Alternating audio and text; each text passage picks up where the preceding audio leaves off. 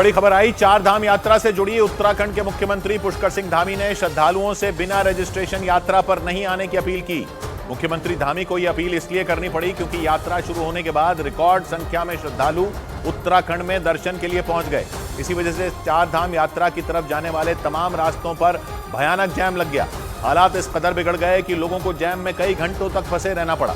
मतलब श्रद्धालुओं के सैलाब की वजह से उत्तराखंड सरकार की तरफ से चार धाम यात्रा के लिए की गई सारी तैयारियां धरी की धरी रह गईं। इसीलिए मुख्यमंत्री पुष्कर सिंह धामी ने इसे लेकर हाई लेवल बैठक की। जानकारी के मुताबिक बैठक में मुख्यमंत्री ने अधिकारियों को जैम से निपटने के निर्देश दिए, क्योंकि 10 मई को यमुनोत्री, गंगोत्री, केदारनाथ और बद्रीनाथ के कपाट खुलने के बाद वहां दर्शन के लिए श्रद्धालुओं का सैलाब उमड़ पड़ा और बेहिसाब श्रद्धालुओं के पहुंचने से इन चारों धामों में की गई व्यवस्था चरमरा गई। यमुनोत्री, गंगोत्री, बद्रीनाथ और केदारनाथ जाने वाले रास्तों पर भयंकर जैम लग गया। जैम भी 1-2 घंटे का नहीं, बल्कि इन रास्तों पर लोग करीब 24 घंटों तक फंसे रहे। कुछ रोज पहले यमुनोत्री जाने वाले एक रास्ते का डरा देने वाला एक वीडियो भी सामने आया था। उसमें वहां लोगों की भारी भीड़ नजर आई।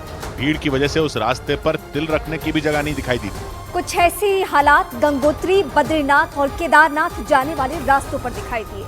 हालांकि भीड़ संभालने के लिए प्रशासन ने 2 दिन के लिए श्रद्धालुओं के रजिस्ट्रेशन बंद कर दी, लेकिन इसके बाद भी इन धामों के हालात जस के तस बने रहे। इसीलिए मुख्यमंत्री पुष्कर सिंह धामी ने चार धाम यात्रा के दौरान आ रही चुनौतियों से निपटने के लिए हाई लेवल बैठक की। जानकारी के मुताबिक बैठक में मुख्यमंत्री धामी ने अधिकारियों को रास्ते पर लगने वाले जैम से निपटने के साथ श्रद्धालुओं को रोकने के लिए जगह जगह पड़ाव बनाने के निर्देश दिए, ताकि किसी भी सूरत में यात्रा के लिए आने वाले लोगों को परेशानी का सामना न करना पड़े। क्योंकि चार धाम यात्रा शुरू होने के 6 दिन बाद भी यमुनोत्री, गंगोत्री, बद्रीनाथ और केदारनाथ के रास्तों पर लोगों की भीड़ कम नहीं हुई। इसका नतीजा यह हुआ कि बड़ी संख्या में दर्शन के लिए पहुंचे लोग कई घंटों तक जैम में फंसे रहे। इसीलिए प्रशासन लगातार व्यवस्थाओं को दुरुस्त करने में जुटा है। रास्तों पर जैम न लगे, इसके लिए जगह जगह पड़ाव बनाकर श्रद्धालुओं को रोका जा रहा है। सरकारी इमारतें भी श्रद्धालुओं को ठहराने के लिए खोल दी गई, लेकिन तमाम कोशिशों के बाद भी हालात संभलते नहीं दिख रहे। इसी वजह से दर्शन के लिए पहुंचे यात्रियों का गुस्सा प्रशासन पर फूटना शुरू हो गया। 9 बजे से उधर आगे रोका था, उधर से इधर छोड़ा तो इधर रोक दिया। अब खाने का नहीं है, कुछ भी नहीं है, क्या करेंगे हम।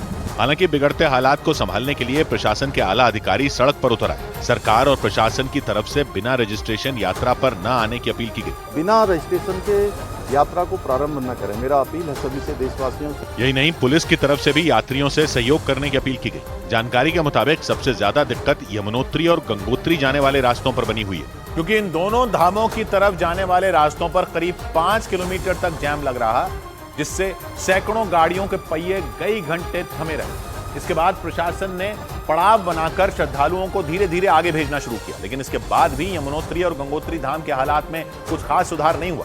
पौराणिक ग्रंथों के मुताबिक उत्तराखंड में चार धाम यात्रा करीब 1200 साल से हो रही है, लेकिन इस बार चार धाम यात्रा पर रिकॉर्ड संख्या में श्रद्धालु पहुंच गए।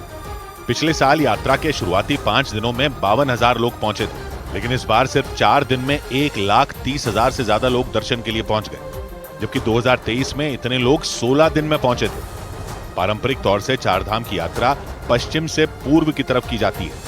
मतलब ये यात्रा यमुनोत्री से शुरू होती है, इसके बाद गंगोत्री, केदारनाथ और बद्रीनाथ में यात्रा पूरी होती है। 1607 किलोमीटर की इस यात्रा की शुरुआत हरिद्वार या फिर ऋषिकेश में गंगा स्नान के बाद होती है। यमुनोत्री धाम उत्तराखंड के उत्तरकाशी जिले में स्थित है। यहाँ यमुना नदी का उद्गम स्थल है और इसीलिए यहाँ देवी यमुना का मंदिर है। यमुनोत्री तक पहुंचने के लिए जानकी चट्टी की यात्रा करनी होती है, जो ऋषिकेश से करीब 220 किलोमीटर दूर है। जानकी चट्टी से यमुनोत्री धाम तक 5 किलोमीटर की पैदल यात्रा करनी होती है। उत्तरकाशी जिले में ही समुद्र तल से 3200 मीटर की ऊंचाई पर गंगोत्री धाम मौजूद है। यहाँ गंगा का मंदिर है और ऋषिकेश से इसकी दूरी 270 किलोमीटर है।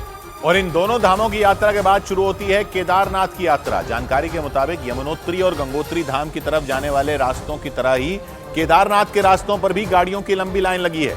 इसीलिए जगह जगह पड़ाव बनाकर श्रद्धालुओं को रोका जा रहा है, ताकि सड़कों पर जैम लगने से होने वाली परेशानियों से श्रद्धालुओं को बचाया जा सके। केदारनाथ धाम उत्तराखंड के रुद्रप्रयाग जिले में मौजूद है। यहाँ मंदाकिनी नदी के किनारे भगवान शिव का मंदिर है। भगवान शिव के 12 ज्योतिर्लिंगों में एक केदारनाथ पहुंचने के लिए श्रद्धालुओं को गौरी कुंड तक का सफर तय करना होता है। इसकी ऋषिकेश से दूरी 205 किलोमीटर से ज्यादा है। इसके बाद लोग गौरीकुंड से 17 किलोमीटर की पैदल यात्रा करके केदारनाथ धाम पहुंचते हैं। लेकिन केदारनाथ में बढ़ती भीड़ को देखते हुए रामपुर और सोनपुर में लोगों के लिए पड़ाव बनाए गए। गौरीकुंड से सिग्नल मिलने के बाद ही इन जगहों से लोगों को आगे की तरफ बढ़ाया जाता है। केदारनाथ धाम में दर्शन के बाद आखिरी पड़ाव होता है बद्रीनाथ धाम। अलकनंदा नदी के किनारे मौजूद बद्रीनाथ धाम उत्तराखंड के चमोली जिले में। यहाँ भगवान विष्णु का मंदिर है और इसकी दूरी ऋषिकेश से करीब 300 किलोमीटर है। केदारनाथ की तरह बद्रीनाथ धाम से पहले ही श्रद्धालुओं को पड़ाव बनाकर रोका जा रहा है। भीड़ का अंदाजा इसी बात से लगाया जा सकता है कि वहां लोगों को दर्शन करने के लिए 6 से 7 घंटे लाइन में खड़ा रहना पड़ रहा है।